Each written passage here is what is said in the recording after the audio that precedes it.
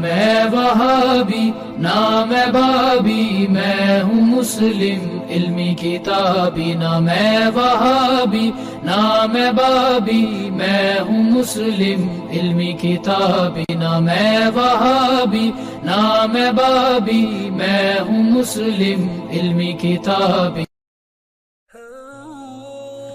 جی علی بھائی، last question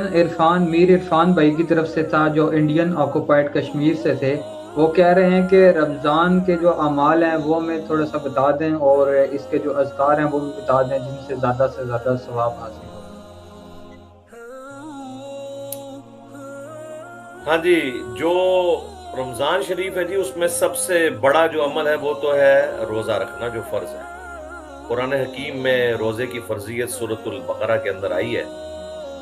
اور میں نے اسی لیے رمضان شریف سے متعلق، اس کے سارے احکامات سے متعلق 6 لیکچر ریکارڈ کرائے ہیں، مسئلہ number 53 A B C D E F تک۔ وہ آپ دیکھیں یوٹیوب کے اوپر، تفصیلی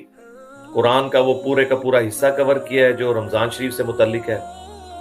پھر اس کے جتنے احکام و مسائل ہیں قرآن کے اور بخاری اور مسلم کی روشنی میں اور باقی کتابوں کی روشنی میں تفصیل سے بتایا۔ رمضان شریف میں سب سے اہم کام ہے روزہ رکھنا، جو فرض ہے۔ باقی جتنی عبادات ہیں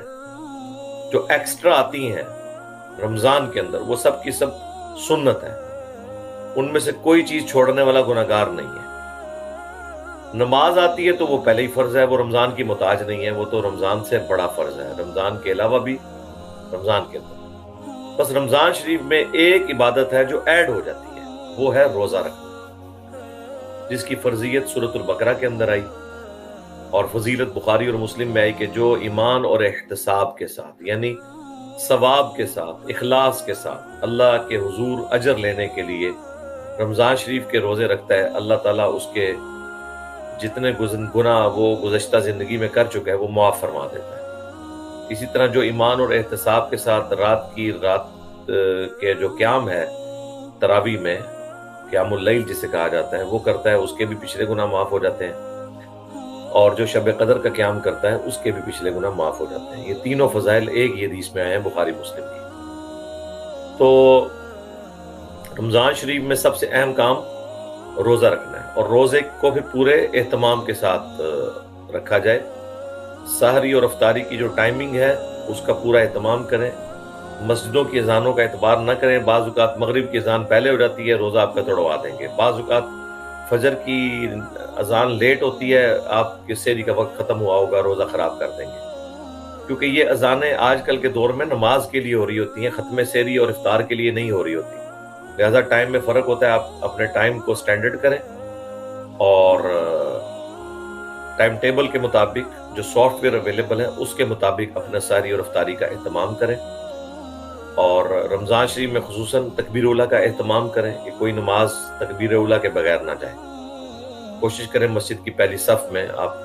اذان ہوتے ہی مسجد کی طرف لپک پڑیں، تاکہ آپ وضو کر کے جماعت سے پہلے وہاں پہنچیں، کم از کم 2 نفل تو پڑھیں، سنت جسے کہتے ہیں۔ اور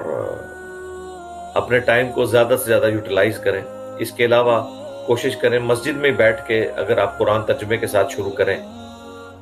پھر گھر آنے میں پھر اور چیزیں انوالو ہو جاتی ہیں۔ اگر آپ کو پڑھنے میں تردد ہے تو آڈیو ریکارڈنگ میں اپنے موبائل کے اوپر قرآن پاک کا ترجمہ، عربی اور اردو ترجمہ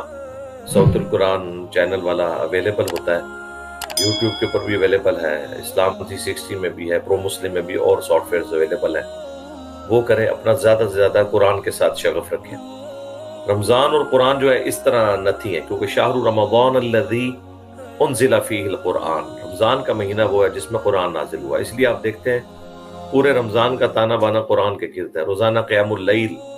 اللہ تعالیٰ نے ایک سنت کے طور پہ جاری کیا ہے، جس میں امت کے اندر یہ طریقہ رائج ہے کہ پورا قرآن کور کروایا جاتا ہے۔ اس میں آپ کوشش کریں کسی ایسی مسجد میں جائیں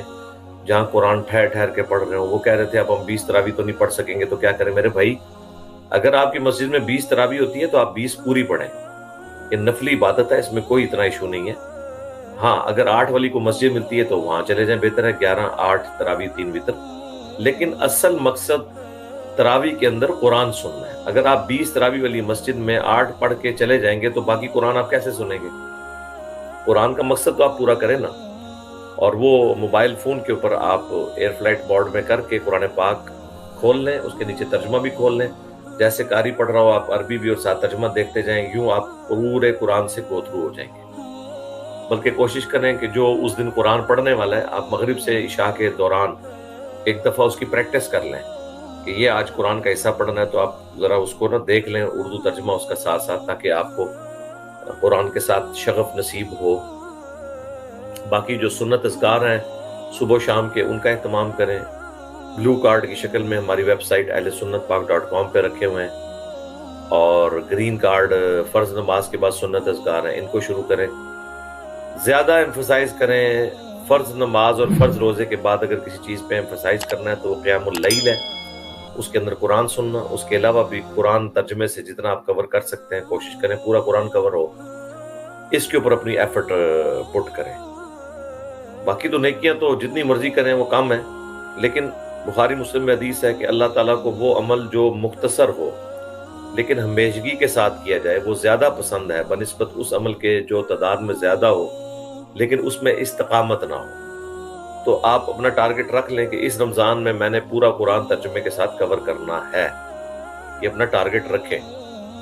رمضان ایک بہترین موقع ہوتا ہے قرآن ترجمے سے کور کرنے کا،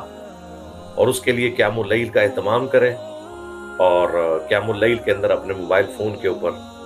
جو ہے وہ ترجمہ والا کھول کے ایئر فلائٹ موڈ میں لگا کے ساتھ ساتھ عربی اور ترجمہ گو تھرو کرتے جائیں، یوں آپ کی کنسنٹریشن بھی رہے گی، آپ کو تراویح میں تھکان فیل ہی نہیں ہوگی، کیونکہ آپ کے اندر انٹرسٹ ڈیولپ ہو رہا ہوگا۔ اور اللہ کرے اگر آپ نے ہماری قرآن کلاسز لی ہوئی ہیں تو آپ کے سوز و گداز میں بھی انشاءاللہ اضافہ ہوگا۔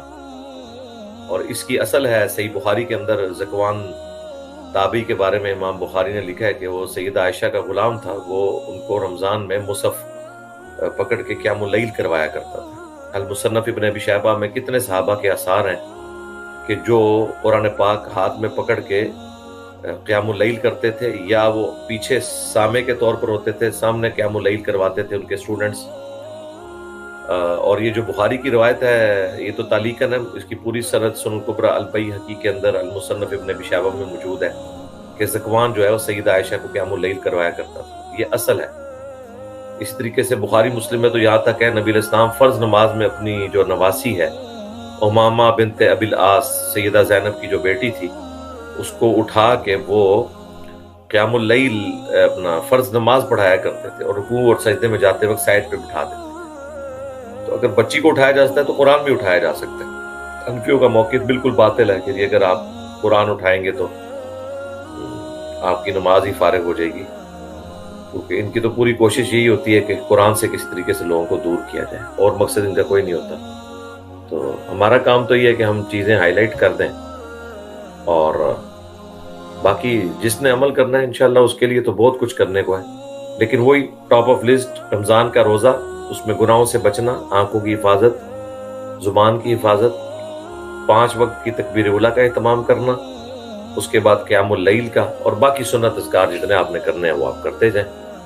اور اگر آپ کو ٹائم ملے تو ہماری قرآن تفسیر کلاسز جو ہے نا وہ